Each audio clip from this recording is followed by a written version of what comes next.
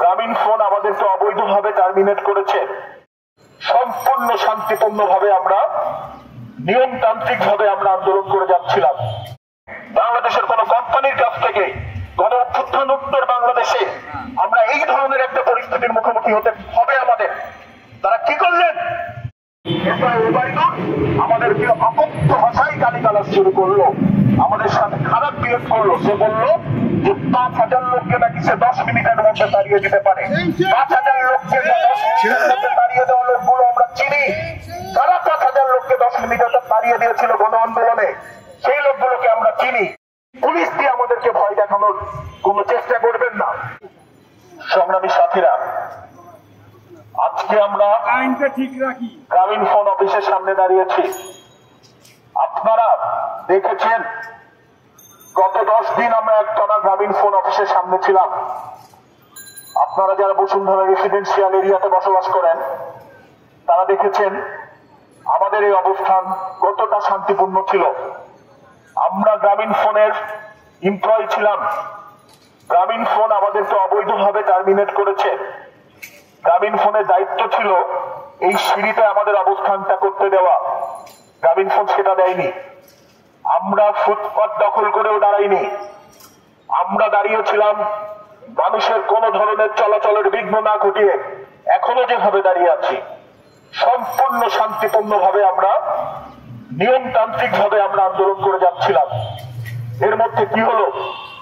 আমাদের প্রথম আন্দোলন যখন চলছে, আমাদের এই নিরীহ প্লাকার্ড, আমাদের এই নিরীহ ব্যানার, এই জিনিসগুলো গ্রামীণ ফোনের কাছে গত ফ্যাসিস্টদের মতো একটা ভয়ঙ্কর বস্তু বলে মনে হলো। তারা আমরা বসুন্ধরার যে বাসায় আন্দোলন শেষে শান্তিপূর্ণভাবে রেখে যেতাম, সেখানে যে তারা হুমকি দিয়ে আসলেন যে ব্যানার ফেস্টুন আপনাদের বাসায় রাখতে পারবেন না। আমরা বাধ্য হয়ে এটা অন্য জায়গায় রাখছি। আমরা এই বিষয়টা মেনে নিয়েছি। আমরা কোনো ধরনের কনফ্লিক্টে যেতে চাইনি। যেখানে আমাকে সংবিধান আমাকে স্পষ্টভাবে আমার মত প্রকাশের স্বাধীনতা দিয়েছে, আমাকে গণজমায়েত করার স্বাধীনতা দিয়েছে, আমাকে রাস্তায় দাঁড়ানোর স্বাধীনতা দিয়েছে, সেই সংবিধানকে ভঙ্গ করে এই গ্রামীণ ফোন আমাদেরকে আমাদের ব্যানার ফেস্টুনের ওপর তারা হামলা চালিয়েছে প্রথম দিকেই। তারপর তারা কি করলো? তারপর যে কাজটা করেছে গত পরশুদিন, এটা জঘন্যতম একটা ঘটনা তারা ঘটিয়েছে। আমরা এটা চিন্তাই করতে পারিনি বাংলাদেশের কোন নাগরিকের কাছ থেকে, বাংলাদেশে বসবাসকারী কোন নাগরিকের কাছ থেকে, বাংলাদেশের কোন কোম্পানির কাছ থেকে গণ অভ্যুত্থান উত্তর বাংলাদেশে আমরা এই ধরনের একটা পরিস্থিতির মুখোমুখি হতে হবে আমাদের। তারা কি করলেন? তারা আমাদেরকে আমাদের আন্দোলনের পরে তারা আমাদেরকে আলোচনার ডাক দিলেন। আমরা খুব খুশি হলাম যে আমাদের সাবেক প্রতিষ্ঠান আমাদের আন্দোলনের জন্য ডেকেছেন। আমরা একটা টিম রেডি করলাম খুশি মনে যে আমরা যাব, আমাদের দাবি দাওয়াগুলো আমরা জানাবো। আমাদের দাবি যদি যৌক্তিক মনে হয় তাহলে তারা দাবি মেনে নেবে। এই ধরনের একটা আশাবাদ নিয়ে আমরা আন্দোলনের জন্য গেলাম। যে আমরা যে ঘটনার মুখোমুখি হলাম সেটা আমরা কল্পনাও করতে পারিনি। আমাদের এখান থেকে আন্দোলনে যাওয়ার সময় আমাদের নাম নিচ্ছিলেন একজন পুলিশের এসআই। তারা যেভাবে আমাদের নাম নিচ্ছিলেন সেটাই আমাদের কাছে আপত্তিজনক মনে হয়েছে। আমরা আলোচনা করতে যাচ্ছি, আমরা গ্রামীণ ফোনের এমপ্লয়ি ছিলাম, গ্রামীণ ফোনের সাথে আমরা আলোচনা করতে যাচ্ছি, তারা আমাদের নাম নিচ্ছেন। আমার ওকে নাম নিতে পারেন, আমার নামের সাথে ফোন নাম্বার নিচ্ছেন, সেটাও নিতে পারেন। আমার পিতার নাম নিচ্ছেন, তারা আমার বাসার ঠিকানা নিচ্ছেন, আমার সদর বা গ্রাম সেই ঠিকানাটাও নিচ্ছেন।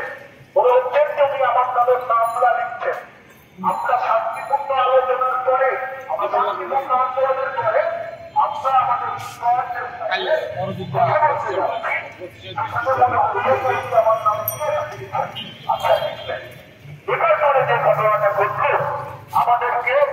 ব্রাদার, কালকে যেটা করছেন খুব ভালো, মাঝে মাঝে এরকম দিবেন। ওদেরকে কোনটা হিসাবে তারা ফায়ার করে দিচ্ছে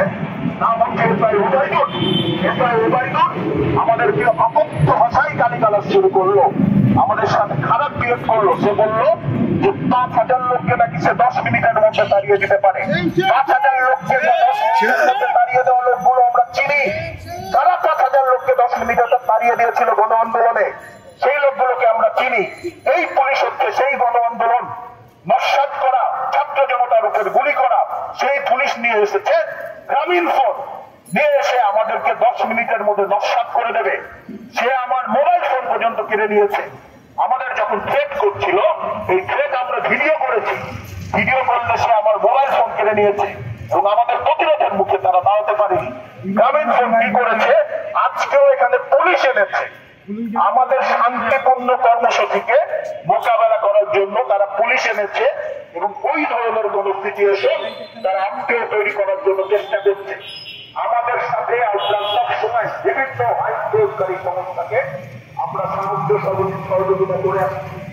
আমাদের এই গণতান্ত্রিক সরকারের সাথে আমাদের কোনো বিরোধ নেই।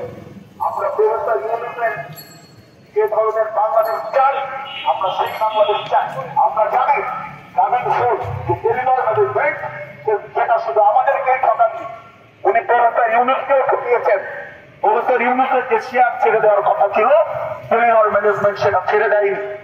কাজে কেউ যদি মনে করেন যে আমাদের এখানে কোনো, আমরা এই সরকারের বিরুদ্ধে কোনো ধরনের অবস্থান নিয়েছি, তারা এই ইতিহাসগুলো জেনে আসুন কিভাবে গ্রামীণ ফোন আমার দেশের নোবেল প্রাইজ জয়ী একজন সম্মানিত ব্যক্তিকে এই গ্রামীণ ফোন কিভাবে অপমান করেছেন, সেই ইতিহাস জেনে আসুন। এবং সেই অপমানকারীদের পক্ষ নিয়েছেন যেই পুলিশ, সেই পুলিশকে জবাবদিহি করতে হবে। আর একটা বিষয় জেনে রাখবেন, আমরা যারা এসেছি আমাদেরকে এই পুলিশ দিয়ে ভয় দেখালে হবে না। আপনাদের জানা উচিত আমরা এখানে যারা আছি তার অনেকেই গণ অভ্যুত্থানে অংশগ্রহণকারী। আমরা পুলিশের গুলি, হেলমেট বাহিনীর অস্ত্র, সেটাকে মোকাবেলা করে আমরা স্বৈরা শাসকের পতন ঘটিয়ে আমরা এখানে এসেছি। কাজেই পুলিশ দিয়ে আমাদেরকে ভয় দেখানোর কোন চেষ্টা